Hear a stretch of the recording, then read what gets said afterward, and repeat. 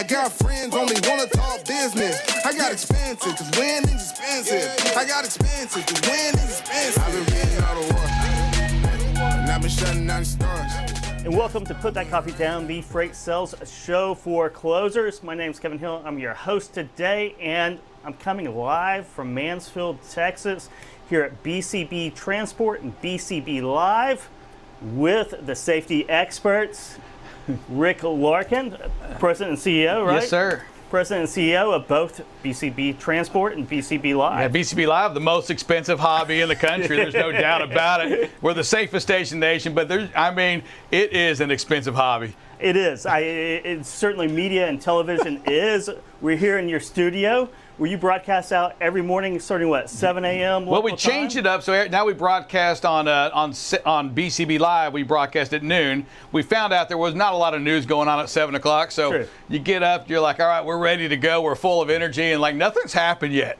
You know? I know. So you need something to happen. So we moved it to noon, but then we broadcast for live at noon. But then we do some other trucking companies at 9 o'clock in the morning and again at 1 and 3 in the afternoon. You know what? Not everyone wakes up at 3:15 in the morning, right? I know. We found that out too. It's like how y'all full of energy? I'm like, well, we start early. It's a trucking company. Of course. So, and with the bright yellow safety vest is always, it's all about safety, communicating that to drivers. You do a live show. Yes, sir. Tell us a little bit more about it. So BCB Live, what we do is we focus on safety. It stands for be safe, communicate, and if you can, be on time. It's important to us. It's when I wear these colors, it doesn't matter if I have a meeting with a bank. It doesn't matter if I'm at insurance meetings. I'm wearing this. It's like a conference. I'm telling you, there you go. F3, I saw Rick at a conference walking by. I mean, I'm gonna be about that because I want people to say, "Hey, what are you doing?" Because I want to make sure I have my opportunity to talk safety because our job on that trucking side, right? Our job on BCB Live is to make sure that we are getting people home safe, that we're also being good stewards of the highway, sharing it with other trucking companies to get them home safe, to get the four-wheelers home safe. Our job is to protect life. That's really all we have to do. And that's very important. And it's the essence of safety, right? It's protecting lives. Yep. But business-wise as well, it's a very smart decision to make. There's no doubt. We've seen a reduction in insurance premiums. You know, we're part of a captive insurance group, so we're held accountable to our numbers, and I love it, man. I'm telling you, if you practice what you preach, if you have a culture of safety, I think the answer is captive. I think the answer is bet on yourself. Yes. You know, and to make sure that the entire company knows and understands that we are all safety experts. We really are.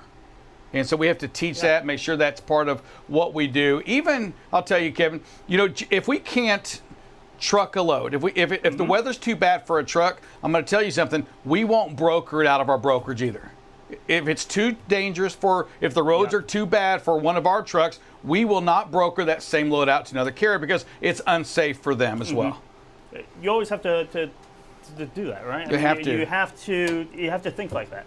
I know not everyone does, but certainly in life it's a very important decision, but certainly in business as well. I mean, it's nice when those those mesh up. Oh, and they usually for sure. do. The best business decisions are the best life decisions. Yeah, too. I think so. And again, I think the big challenge was I'll throw it back out there as who you were as a trucking company. I remember the day that roads were bad. And I heard somebody say, well, let's just broker it out. And for a minute, I was thinking, well, that's okay. And I was like, well, hold on a second. I mean, that goes against everything that we're saying we are. If we can't truck it, we can't broker. So our brokerage business is, believe it or not, they're tuned to the weather. They're tuned to what's going on in the market. They're tuned to what's happening in this country. Because if it's too windy for an asset, it's too windy for a broker as well. Yeah. Let's talk about brokerage. Gotcha. We're sitting out here. We're sitting in your studio. The brokerage is right out there.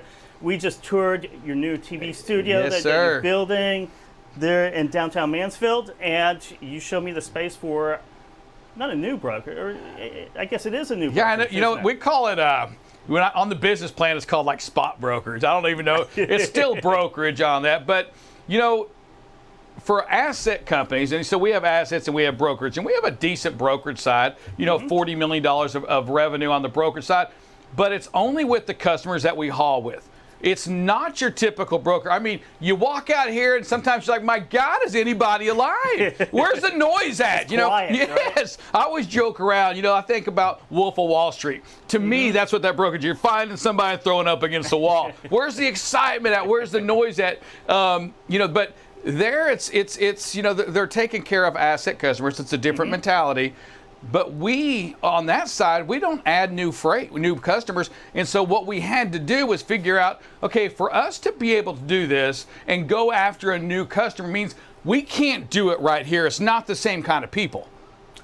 Or the culture. Or the culture, yes. Right? Or the atmosphere. And I think that's what you find in a lot of different companies that have assets, right? You have 300 trucks. Yep.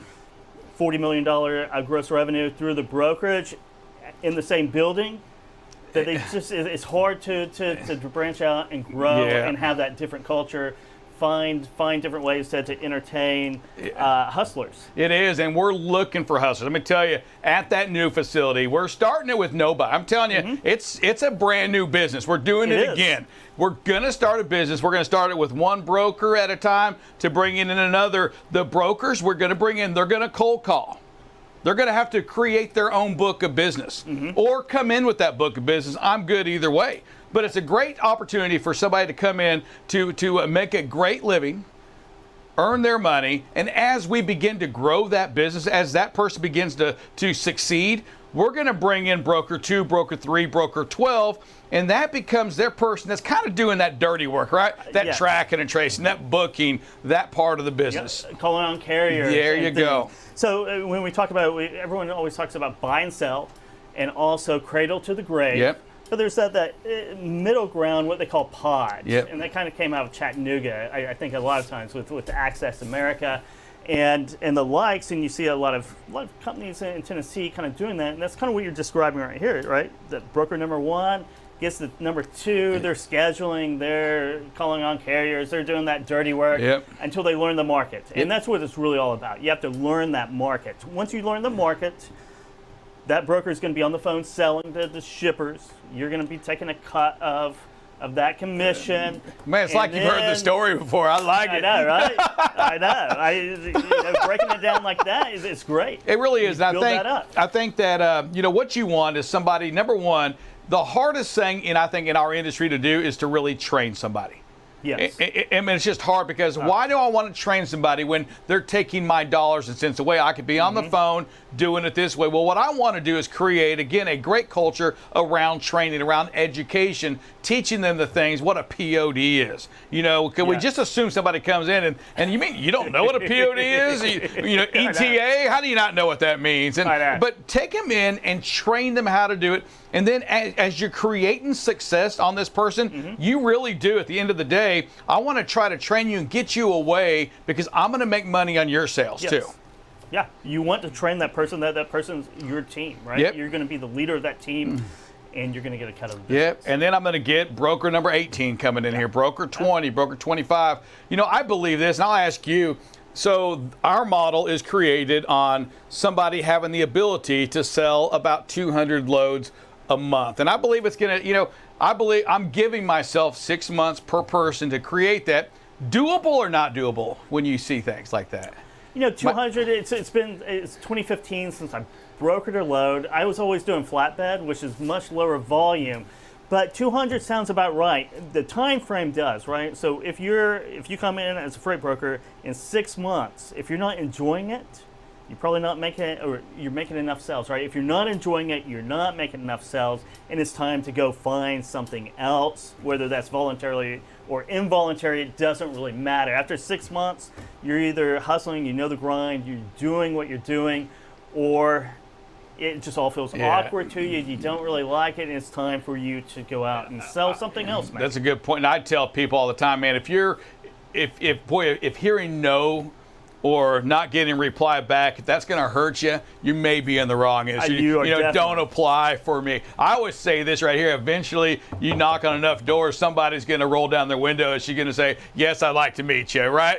For a guy that's going out there. But, you've got to knock on enough doors. And I think this, too, it's more than just asking for freight. sometimes I think you've got to, again, know what to hear for. Know that you're listening, that, and this is where I believe CRMs kind of come in and help us out. You've got to still know what to listen for, that, Kevin's birthday is coming up, and it's the September the 1st, and you want to be able to send you those things. Know it. You want to be able to send that customer, hey, happy birthday, without asking for any freight. Sometimes believe that you have a relationship. And if you're due coming in, that's what you really have to focus in on, right? You're looking for people who are focusing on that. Now, once you build up that 6 months, that year, you're listening for that always, right?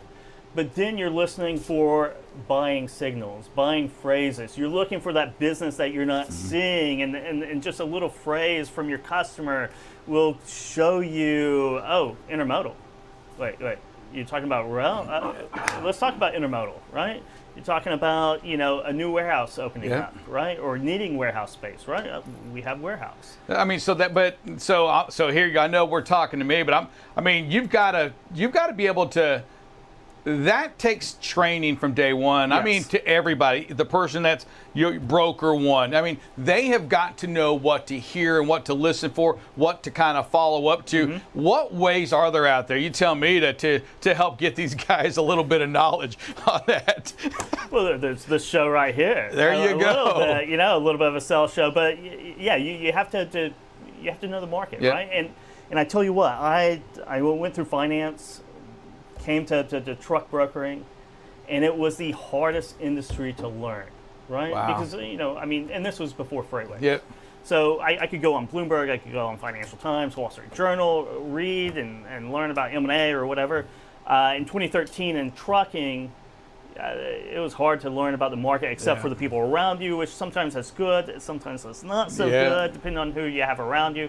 But you have to be intellectually curious, too, I think. Because it's a great market. It's a great market. It's the closest thing to a free market that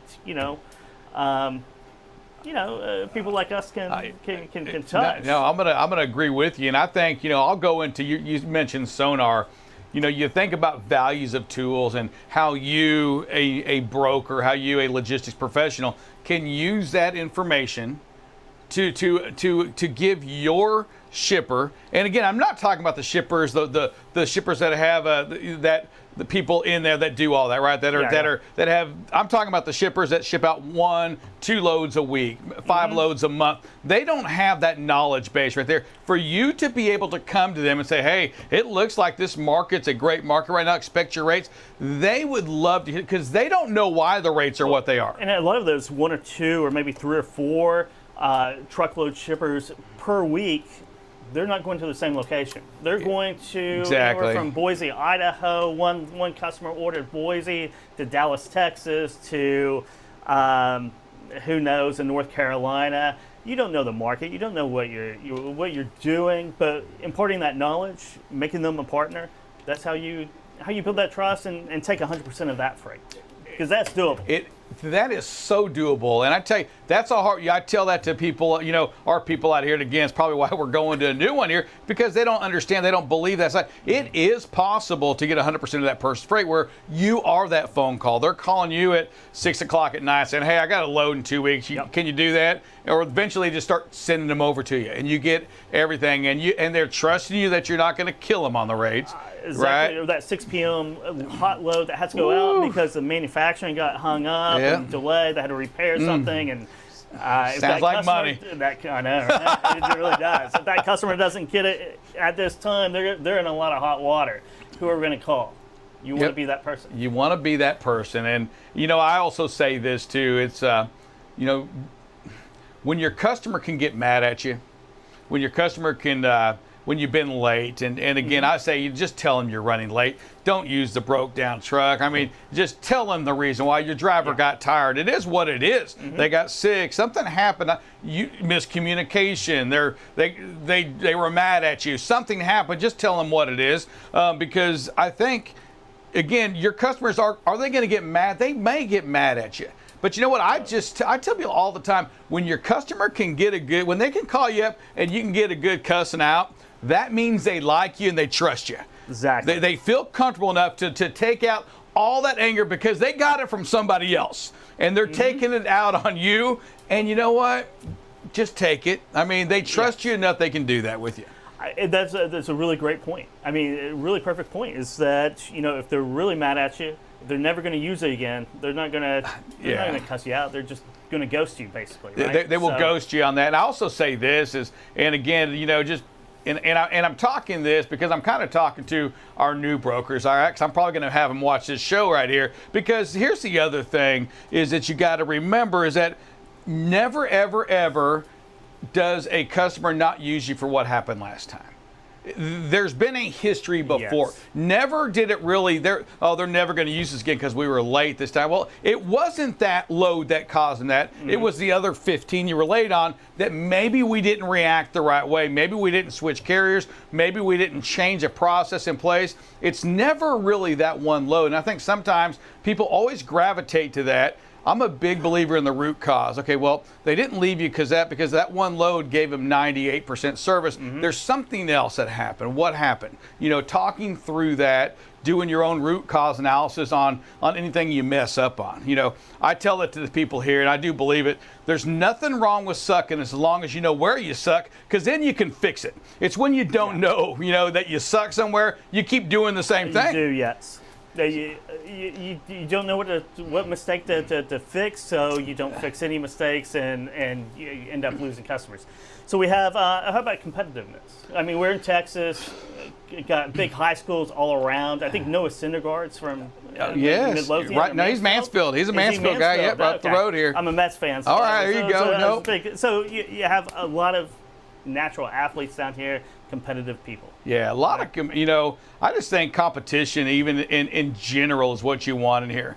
But when you think about the business here, the weird thing is there's not a lot of trucking companies based out of Dallas area, Fort Worth area, and that's where we are. Mm-hmm. There's not a lot based. There's a lot that run through here. There's terminals here, but you don't have, you have Stevens on the reefer side. You have a couple other ones, but you know what?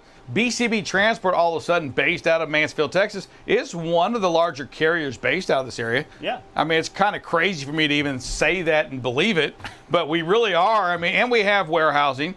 Mm-hmm. We have intermodal. We do intermodal. We're building, and you saw the land out there, we're building another 205,000 square foot. So if you have some freight, you're looking for, it's not sold yet. So the warehouse business, can I tell you, you can't even sell that thing. You can't even begin leasing it out. Nobody really wants to talk about it, especially I think in any market, but especially here, until you're putting walls up. Okay. Or you're starting to put garage doors in. It's just I know it's kind of like if you build it, it's like Field of Dreams out here. It's a field right now. We're going to build something, but it's not sold yet. That would give me a heart attack. 200,000 square feet. I can't sell anything until I spent 95% of the money to build it. It's insane. Nobody wants to talk about it until right now. It's just grass. We have pictures of it, what it looks like, and it's amazing. Everybody's like, tell us when you're a month away. Come back and talk to us. We'll see if we want it or not. I have a quick question for you. Do you compete more against yourself or against other people? I would say probably more against ourselves on that side, and I think that's with everything we do. I think we want to make sure that we find ways. I'm going to tell you, our competitive is this: find a way to say yes. Yes. That's what I say in what we do. Be so competitive. You're gonna find a way to be on time. That doesn't mean you run late. That means you find a way to find another carrier, to be creative and find a way to say yes, to find a way to make it happen. I say it's the same thing when you're getting a load. I'm not saying to lose money on a load, but find a way to say yes. Find a way to take that load that you've never gone to before. It doesn't mean you price it cheap. Mm-hmm. You want, if you're a shipper out there and I'm talking to you and I'm always your yes guy, and you're not looking at the bills, it's getting covered, you're assuming I'm making money on some, losing some on the other, you're going to keep going to me. Mm-hmm. But if I tell you, no, we don't do that, no, well, guess what? You're going to quit calling me at some point. You're going to go to the next yes guy. But yes doesn't mean cheap. No, it does not. It doesn't mean cheap. It doesn't mean lose money. It means you find a way to service find a way to take care, find a way to make that happen. Because if you're a shipper out there, again, my competitive says, I'm your only call. As a matter of fact, Brian, my business partner, Big Blue on the show, he will. I mean, he's 6'4". If you're giving freight to somebody else, he's knocking on your door. Hey, what's going on, man? I'm Big Blue. You're supposed to give me all the freight. What are you doing calling somebody else? He gets personal, about competitive, right? That's good. I agree. That's really good. And I think challenging yourself to define that yes, right? You don't have to look at the competition. The competition doesn't matter at that point. The competition doesn't matter. Is what you can do to add the most value, right? And finding that yes, and that's competing and challenging yourself. And I think that's where, that's where success comes from. Not comparing yourself to the carrier down the street or the freight brokers down the street and what they do. Who cares? Yeah. It doesn't matter if you can solve the solution yourself. Putting pieces together, it doesn't matter what anybody else does. And don't forget to, and I remind myself this all the time, is let's not forget about a thing called technology. We've got technology out there. Sometimes you want to say, so for on our truck side, for example, the driver should have called us and told us they're running late. And my answer to them is like, they could have called you, but you have technology that's screaming at you yesterday saying, there's no chance this guy's making it tomorrow. You just chose not to believe it, to use that technology. Even on the brokerage side, we have that same opportunity, whether you're using Forekites, Project 44, however you're doing your thing. You have a way to track that freight out there to take that opportunity away and to create notifications to you to let you know that load is running late. And you don't need sometimes to go back to the old school and say, well, why didn't you call me? You really knew it already. Yeah, and being in a freight broker seat myself, you kind of know a day out that is probably not going to happen. Something miraculous or something illegal has to happen for it. And so you just put it off until the last minute. And you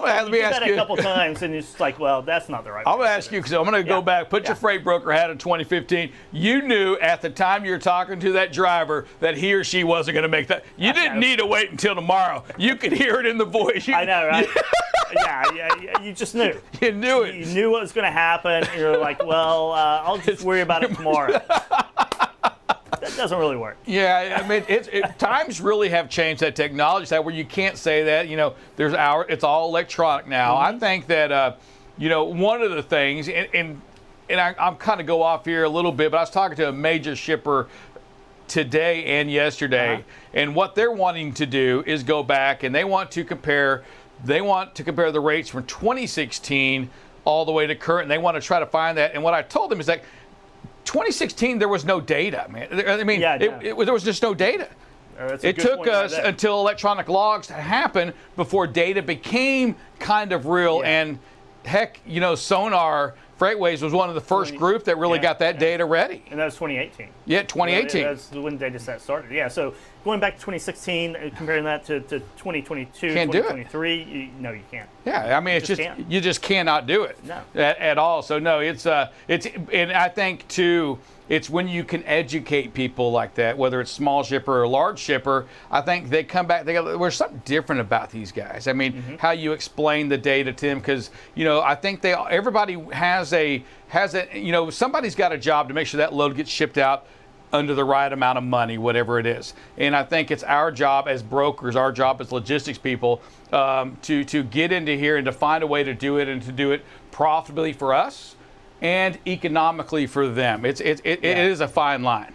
So final question. Yes. 2023, what's your outlook? How are you feeling? All right, so 2023, oh man, so 2023 I think going to look a lot like 2019. I think it's going to look a lot like 2019 in the volume side of the business.